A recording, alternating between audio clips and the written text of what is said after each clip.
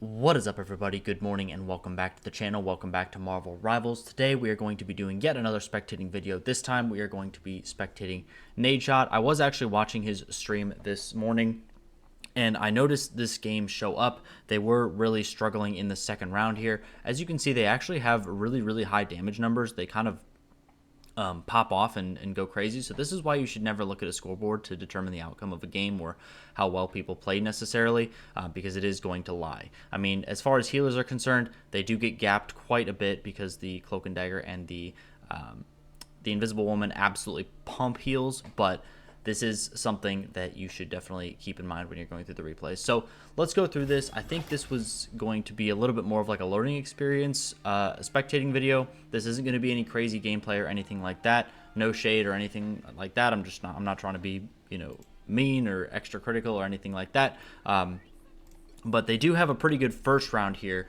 But they dropped the ball in the second round, which I thought was a little bit interesting. So we're getting right into it. Nade starting off on Punisher with Dennis on Wolverine and Ninja on Rocket. This is a high diamond lobby, but Nade is actually in Grandmaster 2 in this game. They call out the BP in the backline and are able to take him out very quickly, so the enemy is going to be down 1.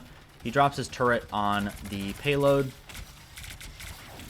but infinite ammo gets popped, so he gets out of turret and uses the infinite ammo to get a little bit more damage there. They're able to take out the enemy Magneto, push a little bit forward, and this first fight is going very well for them. The enemy team is kind of in disarray, and they're able to just get a ton of distance, get around that main corner, and again, calling out this BP, dropping him very low so he has to back up, and then opting to use the shotgun to get a little bit more pressure on the enemy Doctor Strange, using the shotgun to deal with the Black Panther as well in case he ends up going in. Takes Doctor Strange low, not able to get the kill there. They get a pick on the enemy Bucky, and I don't think the enemy team has actually played a full 6v6 fight this entire game. They've pretty much lost someone off the rip every time. Stepping up, creating a little bit more space here. Using the infinite ammo to put a ton of pressure on those tanks, basically hold down this entire hallway. They can't push into that Punisher, just absolutely shredding them. And he does build Punisher ult, so he's feeling a little bit confident. I probably would have saved ult here until there's actually a little bit more pressure, but the Cloak and Dagger does ult there, so forces a support ult to, get a little bit of damage on the enemy team. Not able to get any KOs, though. They do have a lot of ults on their team. Magneto ult comes out from the other team, uses his shift to get to high ground in order to dodge that. They do still lose 2 and are pushed back to their spawn, but the spawn on this point is very close by, so they should be okay just walking back into this and going from there. Still have access to Luna ult, Wolverine ult, Strange ult, and Hawkeye ult, so they do have a lot of damage in their pocket. Not sure what the Strange is portaling to there.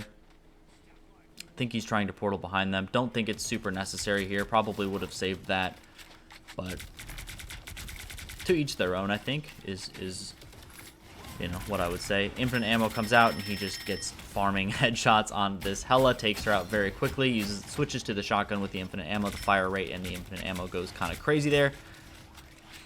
This is going to be a pretty normal spectating video until we get to the second round, because then is when we get a little bit more discussion on what the counter picks would be, how we can stop a snowball, because the enemy team is also experiencing that right now too. This res beacon is in a pretty weird place, especially because as soon as you walk into that room, you have line of sight of it. So I probably would have put it on the other wall. Make sure to keep it out of line of sight. Also would have probably moved further down this hallway with this turret, because if the enemy moves behind this tree or pushes his team in any way, he's not actually able to help out. As we can see, the Bucky is actually going kind of crazy in his backline. The portal comes out, and he has to drop the turret in order to help his team out. Ends up working out okay. Able to heal the Wolverine through the Bucky damage and take the second point and make the score 2-0. So at this point, this video was really going to be more of like a counter pick discussion. If there's any counter picks, if there's any things that you see that the enemy team could have done differently in this situation, obviously aside from getting picked early and that sort of thing, any counter picks that would help a lot in this situation. They're already playing 2 blocking tanks against Punisher, so they are feeling pretty good. But against Wolverine, double tank also doesn't seem like a very good option. Popping Punisher ult here. Good block from the Doctor Strange, making sure that that doesn't take anyone out. And again, he is forcing the Cloak and Dagger ult there. Cloak and Dagger actually falls. Psylocke drops low. Invisible Woman ult comes out from the enemy team, so they're not going to be able to get a whole lot more here. Standing very close to this, too. I'm not sure I would have stepped up that. I mean, the shotgun does some good damage, but a little bit risky to be standing that close when you can't see who's on the other side. And with the help of Wolverine and Psylocke ults, Luna ults to counter it. Going to be a little bit more of a stalemate on this second point. Gets a really nice zip line coming back to point here. Have not seen his Hawkeye on his team do a whole lot this game. Not sure if I'm missing something, but I guess he is on 7 final hits, so maybe I just haven't been paying attention. But that was something they were complaining about in the end of the game here in chat, so I thought it was interesting to go back through here and really just see what is going on. And this is my first time watching this replay. I did watch it live, but you know, it was kind of in the background, so there are some things that I will notice, that you will notice going through here that I don't notice as well. Gets a nice turret setup here, puts a lot of pressure on the tanks, forces them to play this cover, letting his team step up a little bit more, and farming a good amount of ult charge to get another good push here. The enemy team also does have a Wolverine, so I think they could have also maybe swapped off 2 tanks here and just opted to play single tank Strange. Or they are playing single tank Strange. That is true. Have they been playing single tank Strange the whole game? I'm not sure. Also, if you look in this replay too and you mouse over the character that each person played, you'll see that each of them play like 4 characters this entire game. So lots of swaps going around, lots of confusion, especially in the second round. They do force Invisible Woman ult out, which is very good because they don't have any defensive healer ults for when Punisher ult comes in. So that goes away, and Punisher ult gets a lot of damage in here. Breaks the Magneto ultimate pretty much immediately. His Luna helps keep him alive, and they're able to take out the Magneto on the enemy team. Put a lot of pressure forward. Goes up, takes this high ground, and they should be looking at a pretty good push coming into this final point. Tries to help the Strange deal with the Wolverine that goes to the backline. Doctor Strange stepping in front of him to protect him from any damage after being ulted. They do lose their Hawkeye and their Wolverine there, so a little bit of their pressure is gone. But his Strange gets a nice ult on the Invisible Woman. Able to take her out, but the Cloak and Dagger from the enemy team stalls this point in a very, very good way, making sure that her teammates are able to stay alive while the rest of them respawn. Ninja gets taken out, and they just have to back up with just under a minute on the clock at this point, looking to take that final point. Don't have any huge ults coming up. We do have Luna at 70%. Moon Knight should get his ult pretty soon. Pops a turret right in the enemy's face here. Again, likes this corner, but turret is taken out pretty quickly. Just farming ult here. They just need one more big push, but there is only 30 seconds left on the clock, so they need to make something happen. Dennis takes out the Cloak and Dagger, but the Hawkeye is traded from that Magneto. It is at this point that I don't think Hawkeye is a great pick too. I do think that would be a nice swap. I don't think he's going to be doing a whole lot, especially because a lot of his arrows will be just kind of accidentally blocked by the Strange and the Magneto. He doesn't really have a lot of good targets unless the Cloak and Dagger ults and he's able to snipe her out of it. The enemy team takes them out with the help of 3 ults, Psylocke ult, Wolverine ult, and Cloak and Dagger ult, and they actually do end the first round with a score of 2-0, so they're not able to get that 3rd point. And this is where the game takes a little bit of a turn. So we're still going to be staying on Nade. He starts on Psylocke here on defense, which I just don't think is my favorite pick on defense. I think there's a lot of better things to do. They are also playing 3 healers with a Loki now, and playing 1 tank with Magneto, assuming that the enemy is going to play that Wolverine, and they don't want to play 2 tanks into Wolverine. So the enemy is playing 2 tanks, however, so Dennis still staying on that Wolverine, but they are giving up quite a bit of ground early here. This Magneto is, full HP, kind of standing behind a corner here. don't think there's a whole lot of damage being put forth from Nade's team either. They're not really taking anyone low. These healers are able to comfortably top people off. Just farm ult charge off of the little damage that they're doing. His Strange gets taken out.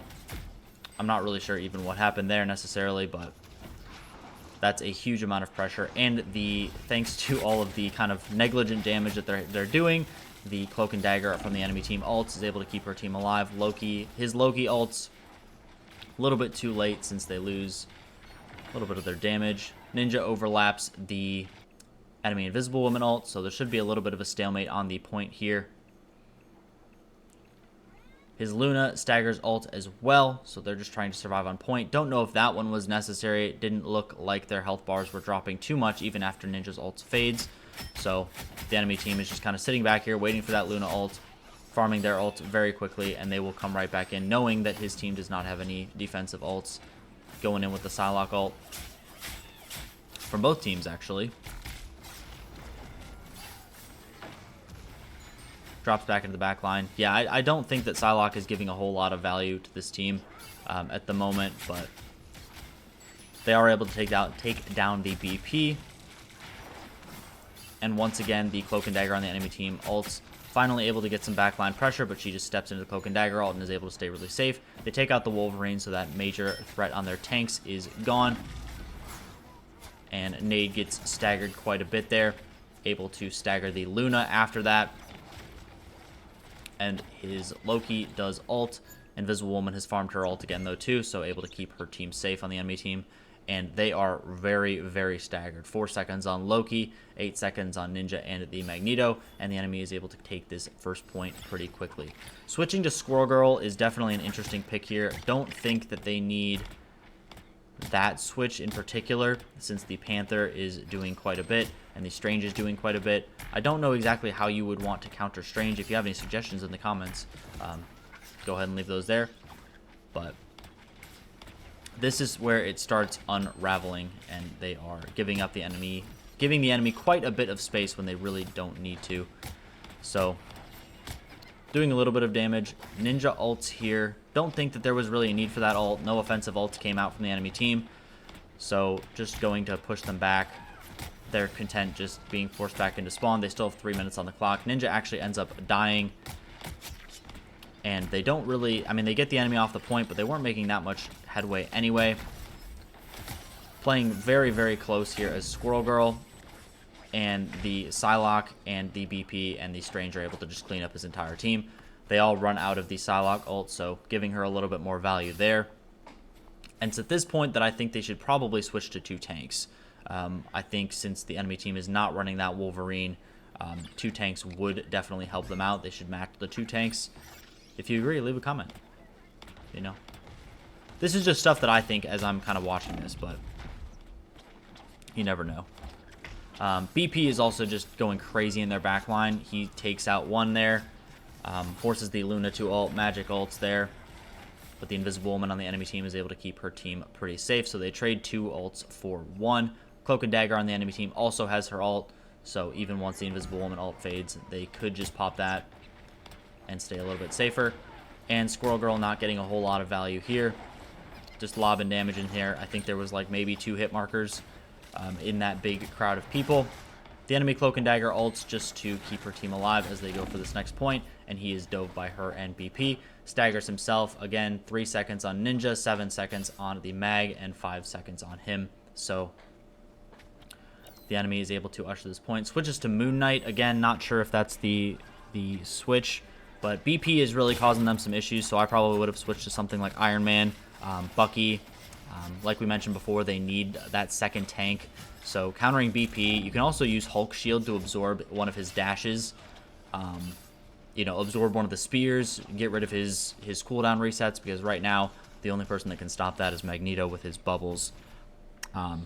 Moon Knight is pretty good here, especially against Invisible Woman, but if the Black Panther is unchecked, then we are not going to be sitting in a good spot. And at this point, they're just giving up so much space. Finally able to take down the Black Panther. His Loki wastes ult there, so a little bit strange. I think he definitely could have just saved that. The enemy was kind of out of pressure there. Loki ult doesn't really get anything, especially if you're copying Black Panther ult. Yeah, definitely not the ult in this game that you want to copy. The Magneto and the Cloak and Dagger from the enemy team ult. He's able to farm ult pretty quickly here and is looking for an ult, a Moon Knight ult on point. Unfortunately, kind of gets into melee range there and just gets worked by the Magneto. Psylocke and BP take out 3. And again, they are staggered. He's up 6 seconds on his Groot. They are telling him to switch to Groot or something like that, switching to another tank. But Groot, I don't think is super good against this just because they are, I don't know, might be a good stall tank, but at this point they're taking a lot of damage and just lose the game here. So that is actually the first spectating video that we have done where the spectatee has actually lost the game, but let me know what you think in the comments. If you want me to watch more like losing spectating videos where games just kind of unravel, seeing if there's anything that they could have done differently, any different picks that we would recommend, leave a comment below.